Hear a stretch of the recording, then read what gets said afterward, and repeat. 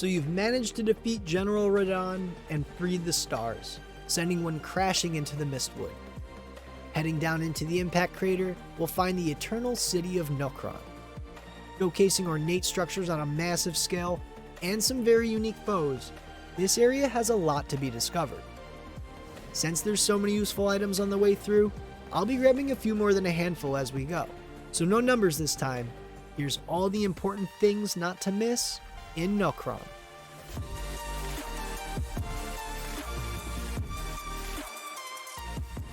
Starting off, I'll show you how to get down the crater since there's no Stakes of Marika to respawn at until after Nokron's first Site of Grace. From the Fort Height west side of Grace in Limgrave, we can see the swirling mass of floating debris to the west. But to descend safely, we'll mount Torrent and follow the road in front of us to the northwest. After passing some trees, just before the road sharply turns to the right, we can find a slope path to the west leading to the crater. If you initiated the Radahn Festival through Ranni's questline, there will be a message from Blythe here as well. I know I've mentioned her questline in the past, and I've got a video in the works, so be sure to subscribe so you can be notified when that's out and support the channel. Continuing on Torrent, carefully follow the path as it spirals down. You'll have to make a few jumps, and the fog can make it tricky, so take your time. After being dismounted, head to the left of the ledge and drop down. Then at the nearby fallen pillar, drop down once more. Going through the nearby window will reveal the city of Nokron to us. And we'll jump over to the nearby rooftop and walk along the thin structure due north. Hopping to the rooftop at the end, we'll meet our first Silver Tear, one of the featured enemies within an Eternal City. These blobs of metallic goo will attack from both near and far with their sharp spear-like appendages. But they're pretty easy to stunlock once you face them a few times. And as you keep heading forward, you'll have a handful to deal with, so it's good practice.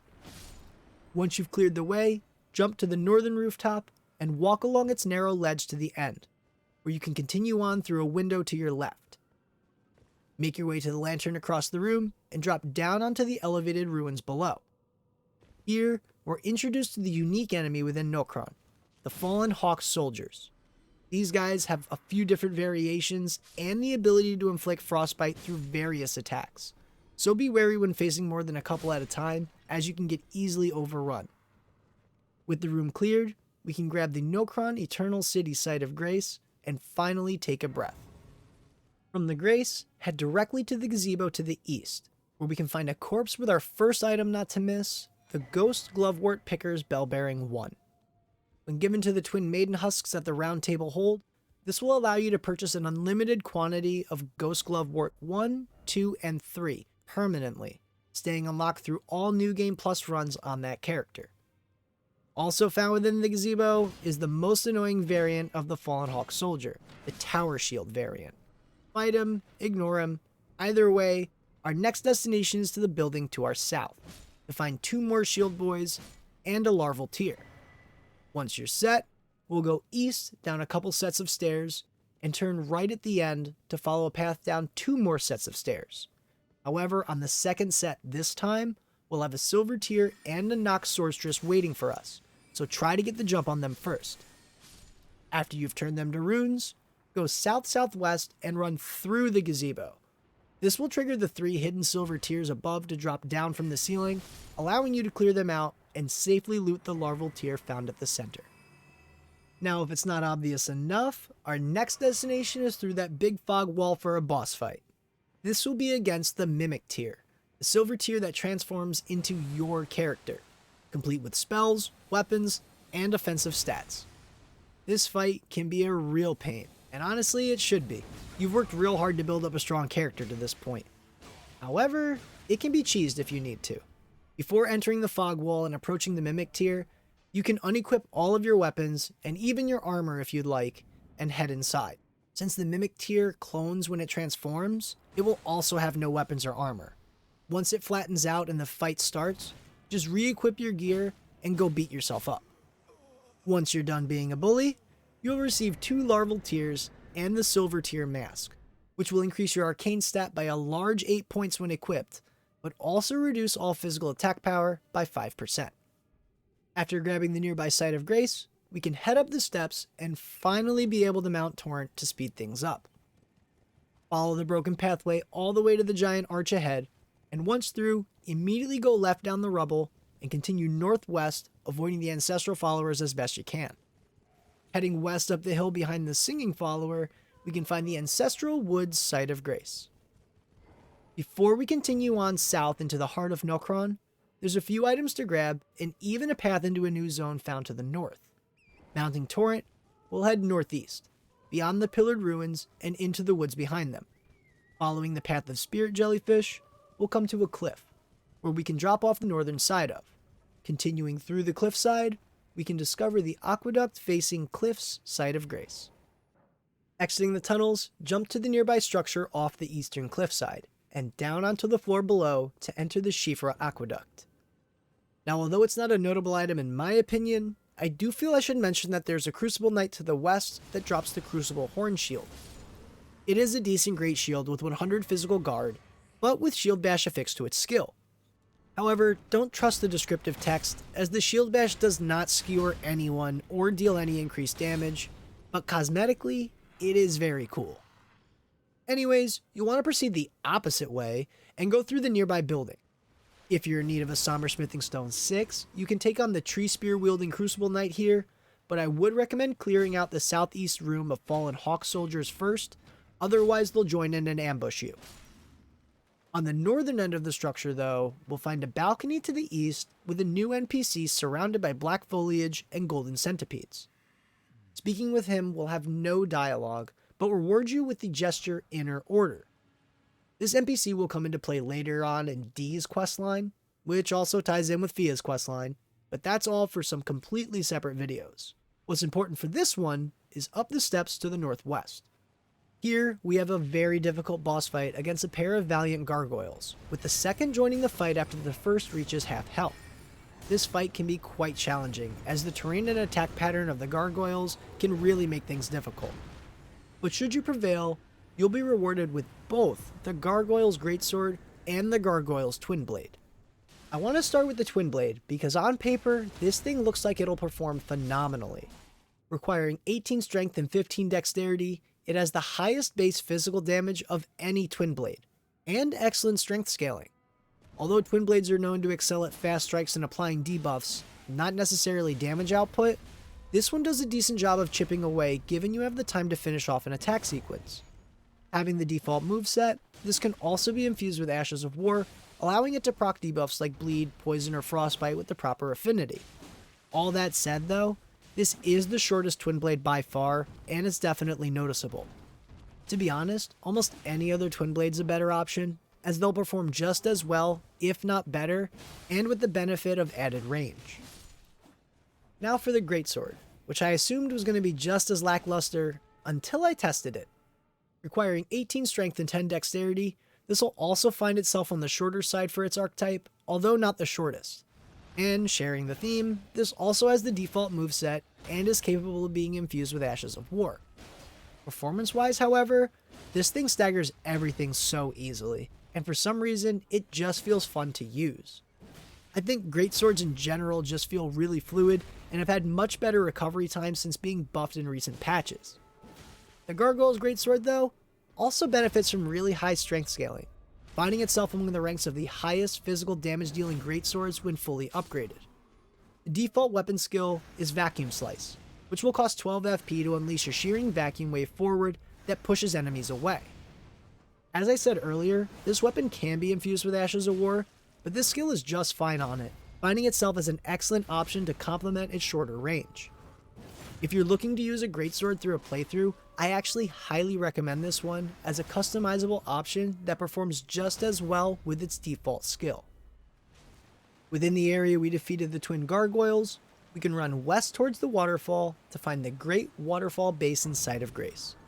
From here, we can see our access to the new zone I mentioned earlier in the form of a coffin, but I'll cover that in another video. For now, we'll fast travel back to the Ancestral Wood Site of Grace and finally head into the heart of Nokron. Going southwest, we can leap off the cliff to land safely on a nearby rooftop. Continue across the roof and drop down to the ledge below, following it west around the building. Here, will enter Night's Sacred Ground and leap to the nearby building with the lit torch. Maneuver southwest to a small ledge, jump to the nearby steeple building, and then quickly to the southwest rooftop.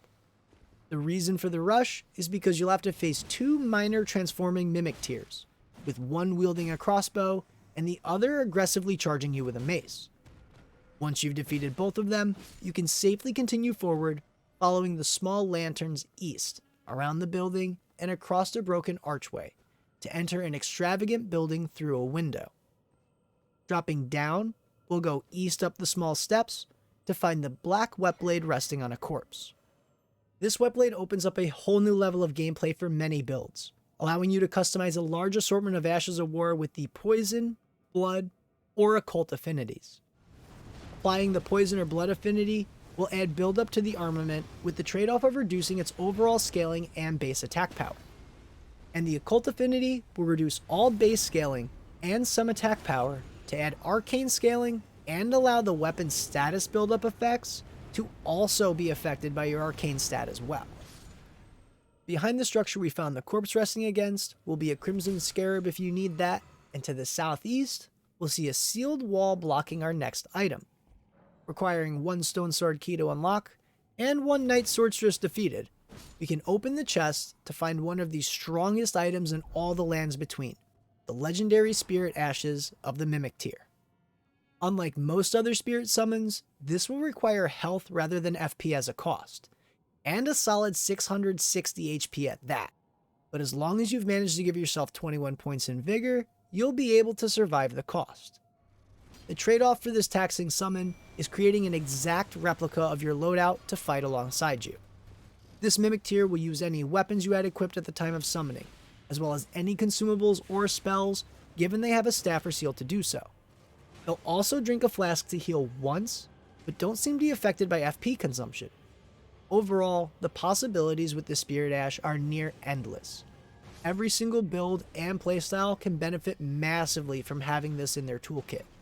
And it is the single most important thing within Nokron to be sure to pick up. Exiting down the hall, we'll jump out of the second window on the left, immediately after passing the candles. Continue south and eliminate the silver tier, then go west up the roof and into the window. On the nearby corpse, you can loot the Nox Flowing Hammer. Requiring 17 strength and 7 dexterity, this hammer's bend may make it the shortest of its archetype, but it has one of the coolest unique weapon skills. This comes with Flowing Form, which will cost 16 FP to extend the hammer, swinging it overhead, causing a sweeping strike in a large area in front of you, before then slamming down, flattening most medium or small sized foes. The range this attack gives this weapon is astounding, covering a very large cone in front on top of a stagger from the final hit. There are some drawbacks though. As the animation and recovery time are quite long, it makes it noticeably less effective on larger targets. The other problem with this skill deals with angles and elevation. If on a staircase or slightly altered elevation of your target, this will sometimes just miss entirely, as the attack always lands in front of where your character is facing, regardless of elevation or solid ground. Beyond the weapon skill, this hammer has excellent strength scaling when fully upgraded, and also has some of the best physical damage for its archetype, making it another really decent weapon to be sure to pick up. Our final item can be found just nearby, and the smartest move from this spot is probably to exit the building through the door, head down the stairs, and grab the Grace for Night's Sacred Ground. If you do want to go back in and kill the Silver Ball, you will be rewarded with another Larval Tear, but there are 2 Night Maidens hiding off in there, so maybe lure them out first for an advantage. Either way, from the Grace, we can see a gauntlet of Silver Tears and loot ahead of us to the northeast. You can actually just run through all of them and grab the loot as you go, with only the final Silver Tier being a legitimate fight as it transforms into a giant. The easiest way to deal with him is just to run up the steps and lure him away from all of his friends. Once defeated, the other Silver Tiers will have lost aggro, and you can safely head underneath the giant skeletal corpse in the chair to open a chest and receive the Fingerslayer blade for Ranni's questline, and a Great Ghost Glovewort. Although I didn't cover every pickup through this zone, these are definitely the most important ones to grab. And of course, there's some Larval Tears tossed in there for those of you who want to respec. Hope this has helped you out, and if it has, leave me a like or a comment on this video. And be sure to subscribe so you can keep up with all my Elden Ring content, such as all the questline videos I have in the works, including of course all of the quests that give alternate endings. That's all for now. As always, I'm StoneBear13, and thank you for watching.